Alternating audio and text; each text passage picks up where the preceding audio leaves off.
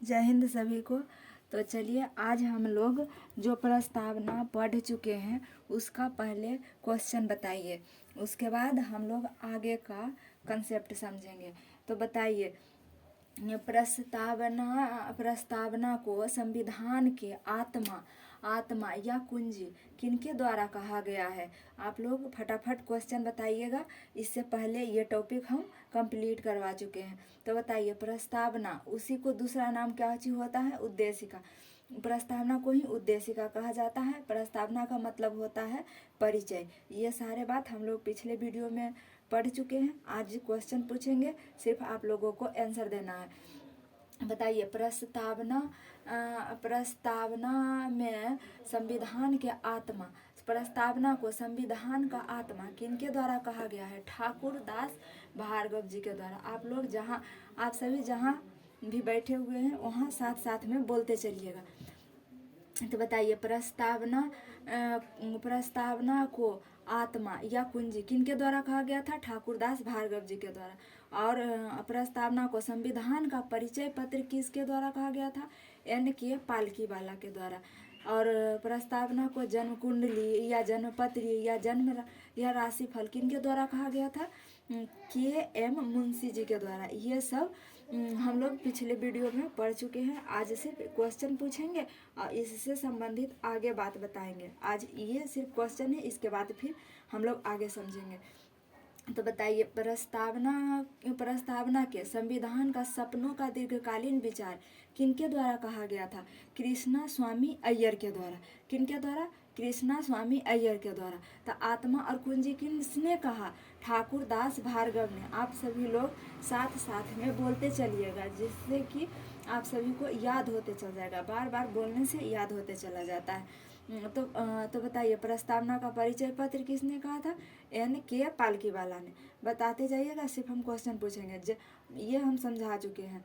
प्रस्तावना को संविधान का जन्म कुंडली या जन्मपत्री या राशिफल किसने कहा था, K.M. मुंशी ने। और सपनों का दीर्घकालीन विचार किसने कहा था, कृष्णा स्वामी अय्यर ने।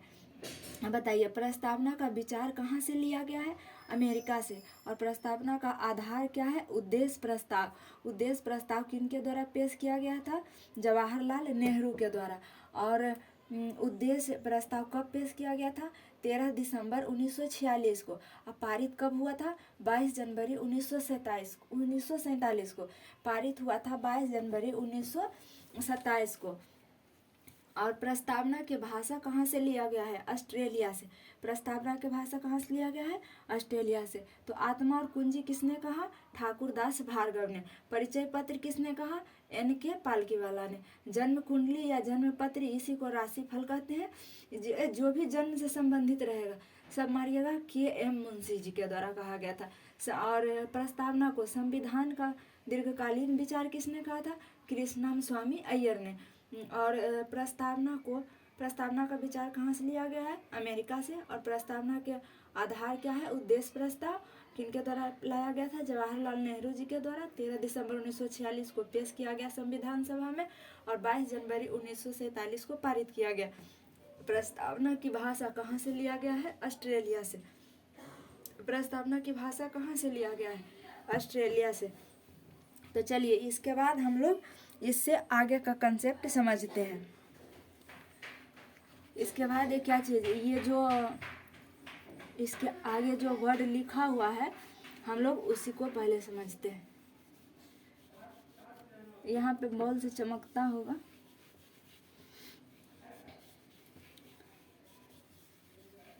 देखिए। ये इसके बाद जो हम लोग 5 टाइप पढ़े थे उसी को एक एक करके समझेंगे। एक एक कहने का मतलब, जो संप्रभुता था, समाजवादी था, धर्मनिरपेक्ष था, पंथ निरपेक्ष था, उसका मतलब क्या होता है, उसके बारे में एक एक चीज़ समझेंगे। जैसे पहला इसके जो 5 प्रकृति थे, जैसे संप्रभुता था।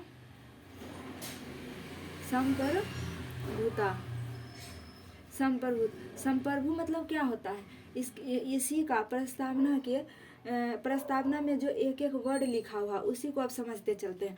प्रस्तावना में संप्रभु का मतलब क्या होता है, संप्रभु का मतलब होता है स्वयं का प्रभु। और इसमें प्रस्तावना में एक बात और छूट गया था जो हम लोग उस टाइम नहीं समझे थे। सारा समझ लिए थे, थी प्रस्तावना के प्रकृति समझ लिए थे, प्रस्तावना में न्याय समझ लिए थे, प्रस्तावना में 5 प्रकार के स्वतंत्रता हुआ था, ये पढ़ लिए थे।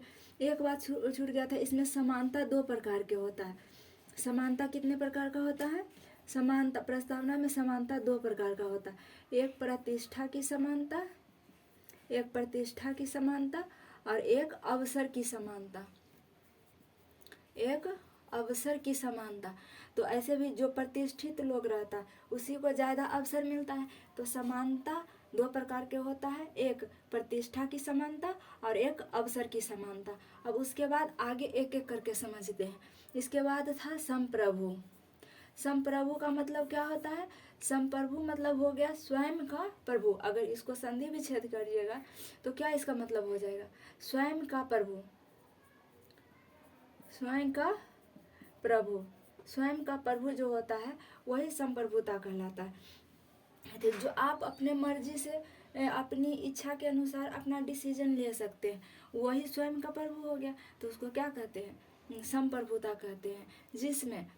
जिसमें क्या होता है? आंतरिक और बाह्य निर्णय।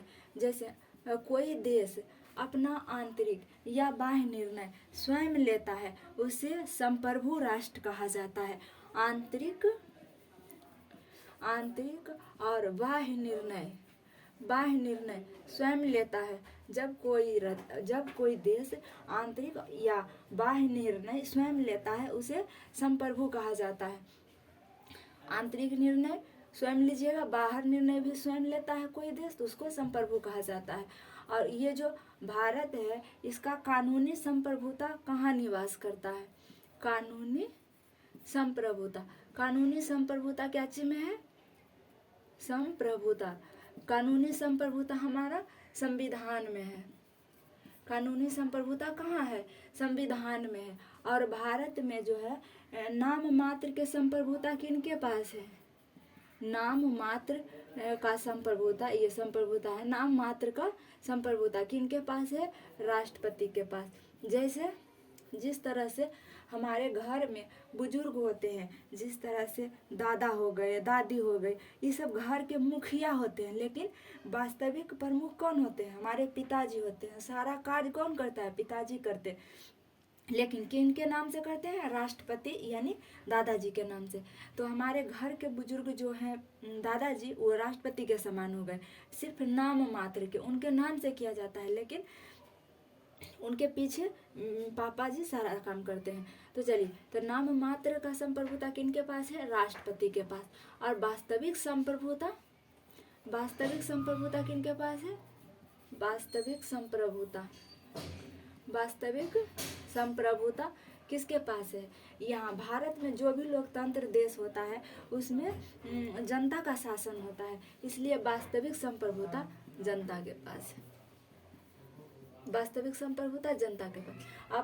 आप इसको जब ये अनुच्छेद में पढ़िएगा तो वास्तविक संप्रभुता प्रधानमंत्री के पास चला जाएगा, लेकिन प्रस्तावना में वास्तविक संप्रभुता किसके पास दिया गया है?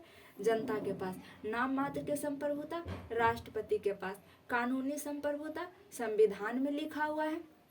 कानूनी संप्रभुता कहाँ निवास करता है? संविधान में निवास करता है। और संप्रभु का अर्थ क्या होता है? स्वयं का प्रभु। जब हम आंतरिक और बाह्य निर्णय स्वयं लेते हैं तो उस राष्ट्र को क्या कहा जाता है? संप्रभु राष्ट्र कहा जाता है। और प्रस्तावना में जो समानता है वो 2 प्रकार के है, प्रतिष्ठा की समानता और अवसर की समानता। इसको हम लोग आगे एक एक करके समझते चलते हैं। और संप्रभु, अच्छा, संप्रभु के बारे में हमको लग रहा है एक बार पहले लिख देते हैं। जो 5 प्रकार की प्रकृति था ना उसको लिख देते हैं।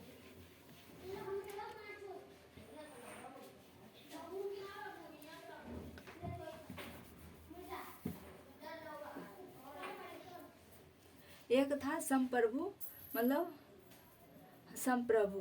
5 प्रकार के प्रकृति था ये संप्रभु, समाजवादी और एक था पंथ निरपेक्ष। इसी को हम लोग समझेंगे, पंथ निरपेक्ष। पंथ निरपेक्ष, उसके बाद था लोकतांत्रिक, उसके बाद था गणराज्य। इसी को, ये 5 प्रकार के प्रकृति प्रस्तावना में था, इसी को हम लोग समझेंगे। तो संप्रभु हो गया। अब पढ़ते हैं समाजवादी। समाजवादी के बारे में समझते हैं। समाजवादी जो है ये 4 प्रकार के होता है। समाजवादी कितने प्रकार के होता है? 4 प्रकार के। समाजवादी 4 प्रकार में एक होता है, यहाँ पे नहीं लिखने में बनेगा, यहाँ पे लिखते हैं समाजवादी। समाजवादी 4 प्रकार के होता है, जिसमें पहला होता है उदारवाद, दूसरा होता है समाजवाद,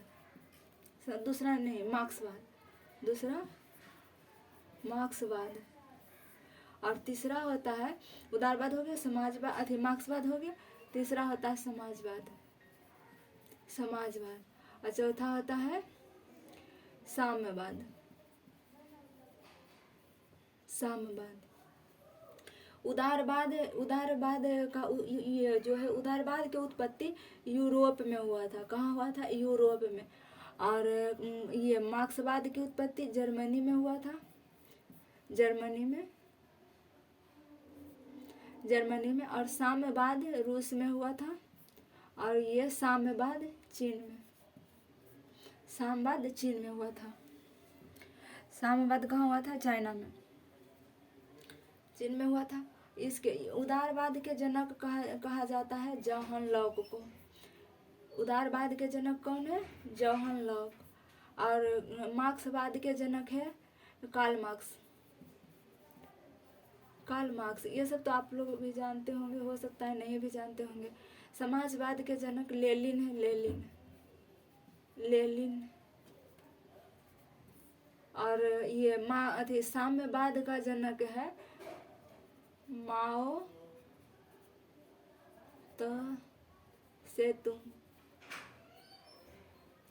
त्से-तुंग। ये आप लोग को शायद क्लियर नहीं दिखता होगा, फिर से लिख देते हैं। साम्यवाद के जनक थे माओ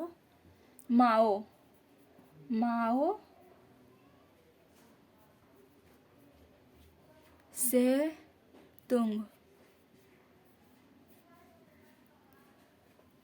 तुंग। अब शायद साफ दिख गया होगा, माओ त्से तुंग। तो देखिए, समाजवाद का मतलब क्या होता है?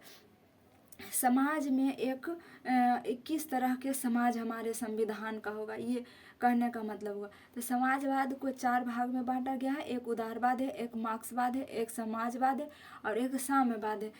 तो ये उदारवाद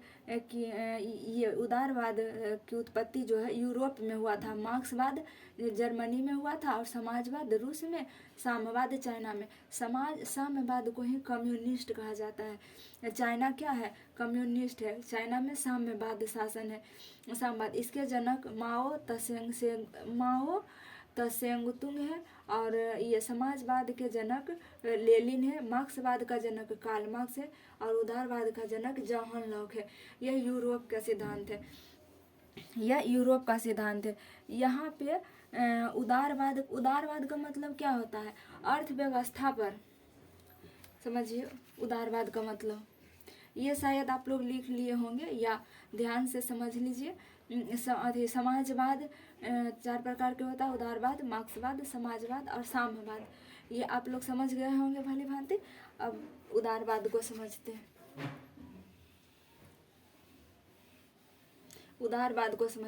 उदारवाद किसे कहा जाता है? उदारवाद में जो होता है, उदारवाद में अर्थव्यवस्था, उदारवाद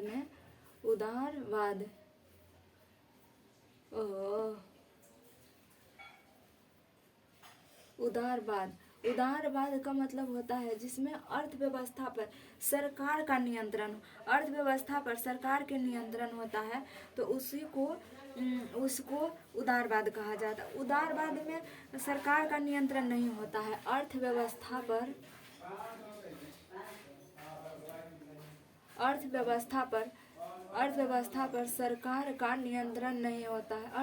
पर सरकार का नियंत्रण नहीं होता है, अर्थव्यवस्था पर सरकार का नियंत्रण नहीं होता है उसे ही उदारवाद कहा जाता है। ठीक है, उदारवाद कहा जाता है। उसके बाद और समाजवाद किसको कहा जाता है? समाजवाद, समाजवाद, समाजवाद कहा जाता है जो जिस अर्थव्यवस्था पर सरकार का पूर्ण नियंत्रण होता है उसे समाजवाद कहा जाता है। अर्थव्यवस्था पर सरकार का नियंत्रण, एक तरह से कहें तो ये सरकारी हो गया। जिस तरह से सरकारी कोई चीज़ होता है ना, जैसे सरकारी स्कूल हो गया, सरकारी हॉस्पिटल हो गया, इस तरह के समाज में अगर परंपरा है तो उसे समाजवाद कहा जाता है। तो अर्थव्यवस्था पर अगर पूरी तरह से सरकार का कंट्रोल है, सरकार का कंट्रोल है तो उसे समाजवाद कहा जाता है। ठीक है, और उदारवाद में अर्थव्यवस्था पर सरकार का नियंत्रण नहीं होता है। तो चलिए अब यहाँ हम लोग समाजवाद को समझ लिए, अब पंथ निरपेक्ष समझते हैं। पंथ निरपेक्ष, पंथ निरपेक्ष, पंथ निरपेक्ष के बारे में समझते हैं।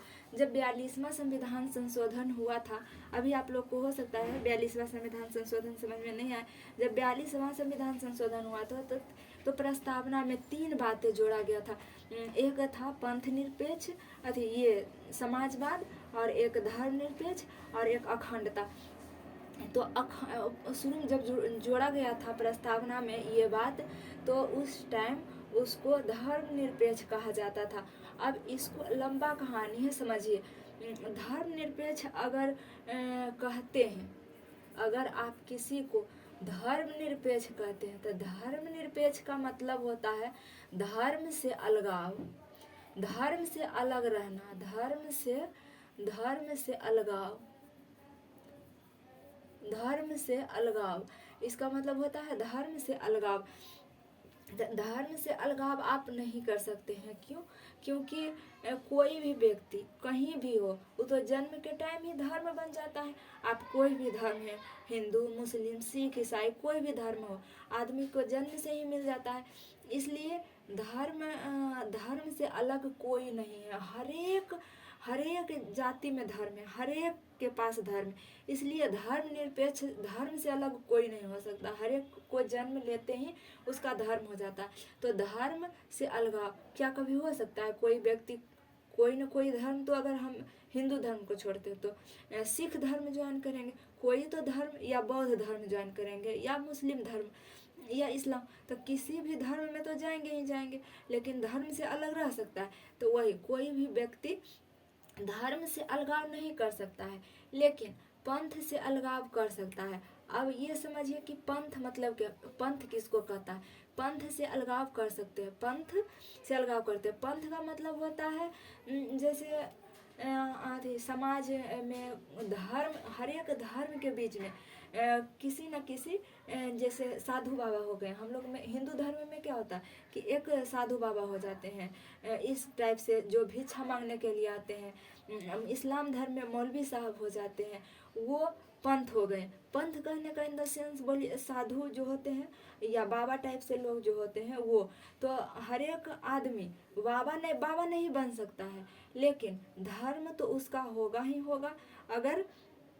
अगर कोई भी व्यक्ति है तो उसका धर्म होगा, तो धर्म से अलग नहीं हो सकता, लेकिन पंथ से अलग हो सकता। पंथ का मतलब क्या है? बाबा बोल दीजिए, बाबा। इसका मतलब पंथ, हर एक आदमी पंथ नहीं हो सकता है, लेकिन धर्म, उसका धर्म रह सकता है, लेकिन पंथ नहीं हो सकता। तो हम पंथ से अलगाव कर सकते हैं, लेकिन धर्म से अलगाव नहीं कर सकते हैं। इसीलिए महात्मा गांधी जी के द्वारा धर्म निरपेक्ष के जगह इसको बदल के क्या कर दिया गया? पंथ निरपेक्ष। पंथ निरपेक्ष मतलब पंथ से आदमी अलगाव कर सकता है, लेकिन धर्म से अलगाव नहीं कर सकता है।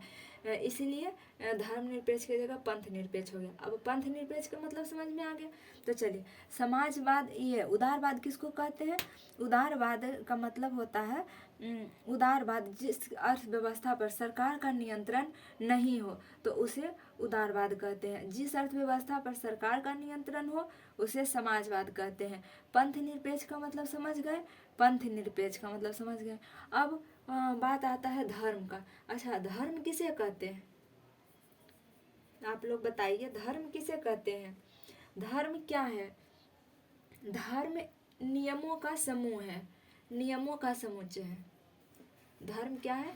नियमों का समुच्चय, नियमों का समुच्चय है। धर्म नियमों का समुच्चय है, जिसमें नियम का संग्रह है। धर्म किसे कहते हैं? जो हम लोग जीवन जीने के लिए धारण करते हैं, जो लोगों के द्वारा जीवन जीने के लिए धारण किया जाता है, उसे ही धर्म कहते हैं। और उसमें नियम का समुच्चय होता है, सिर्फ नियम ही नियम होता है। हिंदू धर्म में गए तो ये नियम है, आपको मंदिर में चप्पल पहन कर नहीं जाना चाहिए, इस तरह से ढेर सारा नियम होता है। हर एक धर्म का अपना अपना रूल रेगुलेशन होता है। तो उसे ही जो जो एक साधारण मनुष्य जीवन जीने के लिए धारण करता है, उसे ही धर्म कहते हैं। तो चलिए हम लोग धर्म समझ लिए। धर्म के बाद आता है लोकतांत्रिक। धर्म के बाद आता है लोकतांत्रिक। धर्मनिरपेक्ष हम लोग ठीक तरीका से समझ लिए। धर्मनिरपेक्ष, धर्मनिरपेक्ष के बाद क्या आता है? धर्मनिरपेक्ष हम लोग ये पंथ निरपेक्ष समझ लिए। अब समझते हैं लोकतांत्रिक। लोकतांत्रिक किसे कहा जाता है? जहाँ सरकार को अपनी इच्छा से चुना जाता है, उसे लोकतांत्रिक देश कहा जाता है। जहाँ के सरकार जनता के मर्जी से बनता है, उसे लोकतांत्रिक देश कहते हैं। तो इसका मतलब क्या हुआ? जहाँ जनता का शासन हो, जहाँ जनता का शासन हो, लोकतांत्रिक। लोकतांत्रिक। अब हम लोग लोकतांत्रिक को समझेंगे। लोकतांत्रिक का मतलब हो गया जहाँ जनता का शासन हो, जनता का शासन, जनता का शासन, जनता का शासन हो, उसे क्या कहते हैं? लोकतांत्रिक कहा जाता है। जनता के शासन है जहाँ लोकतांत्रिक। इनके बारे में अब्राहम लिंकन ने, लोकतांत्रिक देश के बारे में अब्राहम लिंकन ने का एक कोटेशन है, जनता की सरकार, जनता की सरकार, जनता की सरकार जनता के द्वारा, जनता के द्वारा और किसके लिए काम करेगी? जनता के लिए, जनता के लिए काम करेगी सरकार। किसके लिए काम करेगी? जनता के लिए काम करेगी सरकार। ठीक है। तो लोकतांत्रिक का वास्तविक अर्थ होता है कि जिस देश में सरकार जनता के निर्वाचन से बनता है, जनता को चुनने से बनता है सरकार, उस देश को लोकतांत्रिक देश कहा जाता है। ठीक है।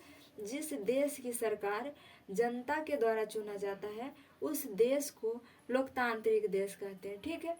लोकतांत्रिक देश जहाँ जनता का शासन हो। और लोकतांत्रिक देश में है कि आपको सरकार चुनने की स्वतंत्रता है, यानी आपको सरकार चुनने की आज़ादी है। लेकिन सरकार चुनने की आज़ादी के साथ साथ उसका विकल्प भी होना चाहिए। अब पता चला कि एक ही पार्टी खड़ा हुआ है, तो एक ही पार्टी अगर खड़ा हुआ तो आपको विकल्प थोड़ा ना है, उसी को देना है। जिस तरह से चाइना है, चाइना कहता है खुद को कि लोकतांत्रिक है, लेकिन वहाँ एक ही सरकार बनता है बार बार। क्यों? क्योंकि वहाँ सरकार को चुनने की आज़ादी है, लेकिन उसको विकल्प नहीं है, कोई विकल्प ही नहीं है। तो एक ही वो खड़ा ही होता है, तो आप वोट भी डालिएगा तो उसी को ही डालिएगा। इसलिए वो कहता है अपने आप को लोकतांत्रिक।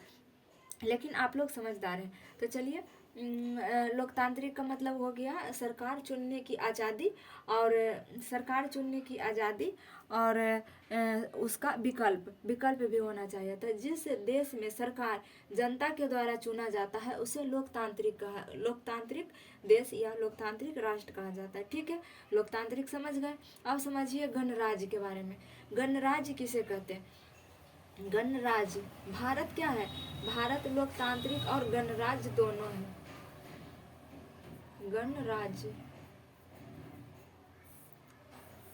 गणराज्य के बारे में समझिए।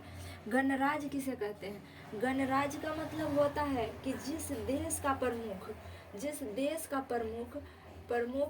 का निर्वाचन होता है, देश का प्रमुख का निर्वाचन होता है, उसे गणराज्य कहा जाता है।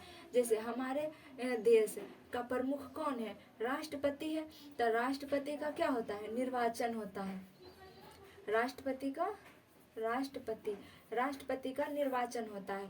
तो हमारे देश के प्रमुख है राष्ट्रपति, राष्ट्रपति का निर्वाचन होता है। इसलिए हमारा कंट्री जो है भारत वो गणराज्य है। लेकिन ब्रिटेन, अगर आप ब्रिटेन को देखेंगे तो ब्रिटेन में तो सरकार पीएम का लोकतांत्रिक चुनाव होता है, लेकिन वहाँ के राजा और रानी जो है वो वंशानुगत होते हैं।